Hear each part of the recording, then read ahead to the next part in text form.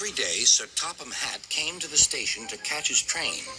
"Hello," he always said to Thomas. "Don't let the silly freight cars tease you.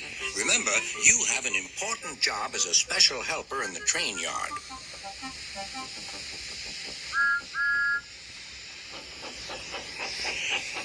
There were lots of freight cars, and Thomas worked very hard pushing and pulling them into place.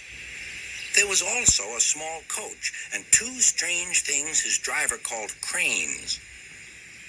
"That's the breakdown train," he told Thomas. "The cranes are for lifting heavy things like engines and coaches and freight cars." Thomas was in the yard. Suddenly he heard an engine whistling. "Help! Help!" A freight train came rushing through much too fast. The engine was James, and he was frightened. His brake blocks were on fire. "They're pushing me! They're pushing me!" he panted. On, laughed the freight cars, still whistling, "Help! Help!" Poor James disappeared. "I'd like to teach those freight cars a lesson," said Thomas the tank engine. Soon came the alarm. "James is off the line! The breakdown train! Quickly!" Thomas was coupled on, and off they went.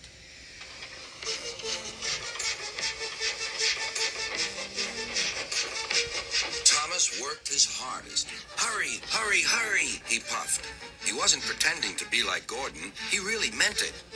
"Bother those freight cars and their tricks. I hope poor James isn't hurt."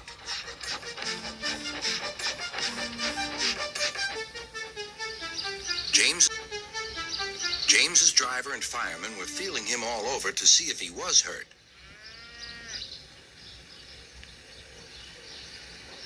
"Never mind, James," they said. "It was those silly freight cars and your old wooden brakes that caused the accident." Thomas pushed the breakdown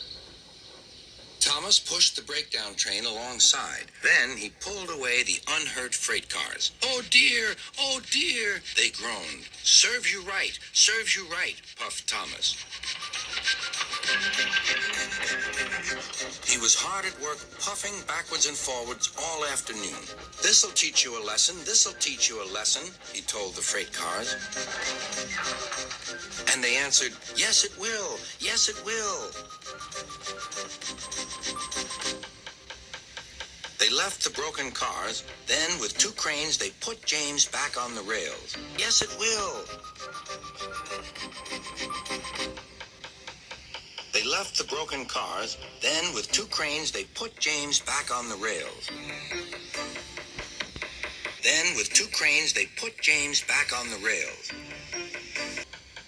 They left the broken cars. Then, with two cranes, they put James back on the rails.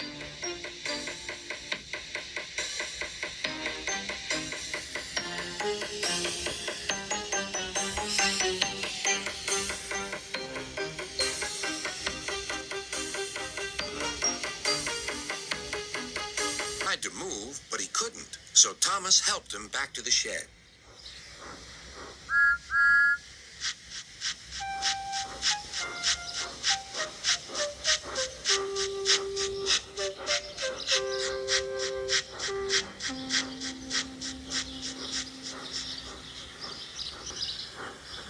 Sir Topham Hatt was waiting anxiously for them.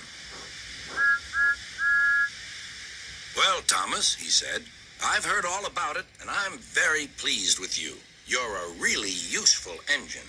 James shall have some proper brakes and a new coat of paint, and you shall have a branch line all to yourself."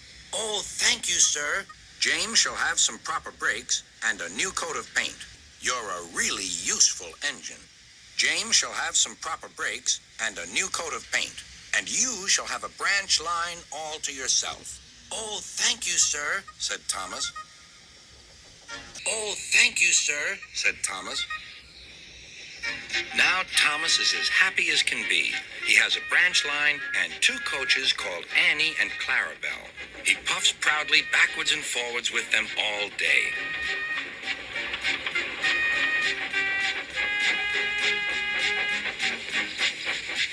He is never lonely. Edward and Henry stop quite often and tell him the news. Gordon is always in a hurry, but never forgets to say, "Boop, boop." Gordon is always in a hurry, but never forgets to say beep beep. And Thomas always whistles beep beep in return.